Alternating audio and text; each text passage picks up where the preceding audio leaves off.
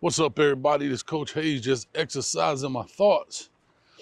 NIL scholarships, is it a real thing? Well, first time I heard about it was actually on one of my live shows.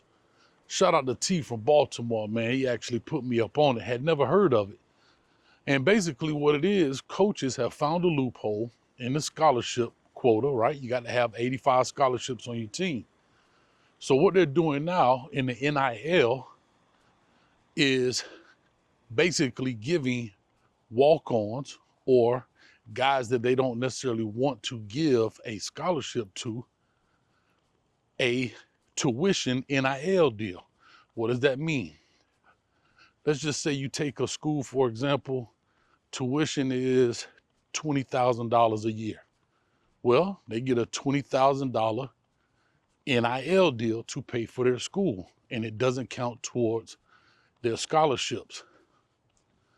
Now, that's a tricky and slick way to do what?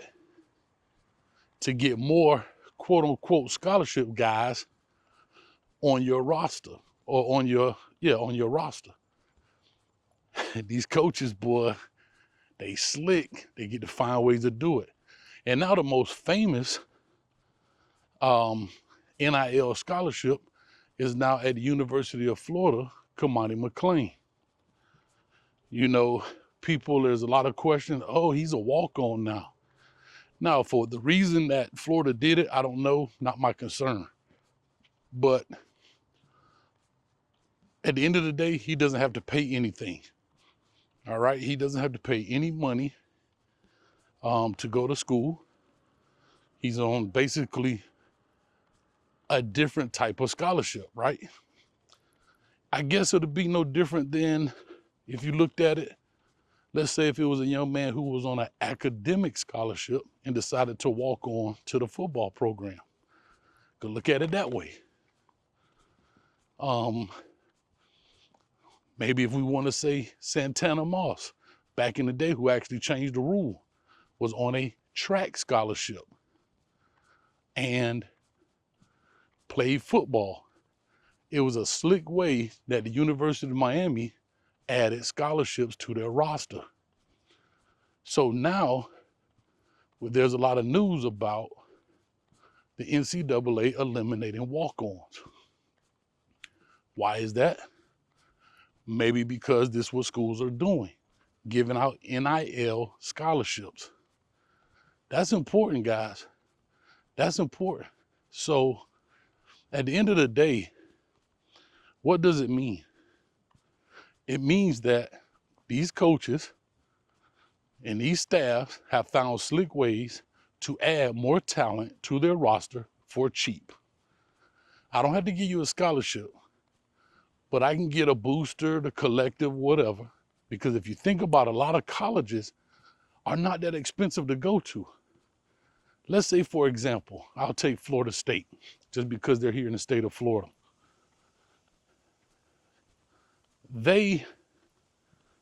Sorry, guy, crossing the street. Tuition for in-state kids is probably about $6,000 a year. Now, that's not including room and board, books, and so forth. If you add all that up, add another 15 grand to it for the year, let's just say $22,000 a year. That's a $22,000 scholarship per year. That, guess what? It doesn't even come out the football budget. It doesn't come out the football budget. Now, I don't know how that works when it goes towards medical. I don't know what that looks like when it goes towards, how do I say, the things that scholarships cover, the medical insurance and so forth. That's above my pay grade right now. I don't understand or don't have a full understanding of how that goes. But what I do know is when it comes to the scholarship number of 85, they cover it. They cover it. And it's a cheap way of getting guys in. Now, we could take the University of Miami, for example. The reason it's probably hard for them to do it is because it costs 80 grand a year to go to the University of Miami. So think about that. $80,000 a year. Are you willing to pay 80 grand a year for a walk-on when you may be giving out NIL deals for 50 grand a year? Again, I don't know all the details, but NIL scholarships are a real thing. We all know the NCAA is going to find a way to kind of jump in and mess that up a little bit.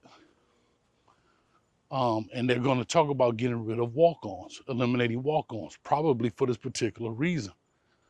The same reason they changed the rule when the University of Miami was using track scholarships as quote unquote football scholarships, i.e. Santana Moss, right?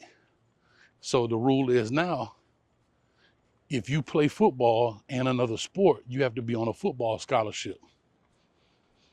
All right. Let's get to Kamani a little bit.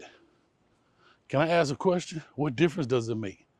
If the young man's stuff is paid for, if his stuff is paid for, if it costs him nothing to go to school, who cares where the money comes from? I'm just asking a legit question. Who cares where the money comes from? Now I get it, everybody want to jump down the kid's throat. He's a walk-on, whatever.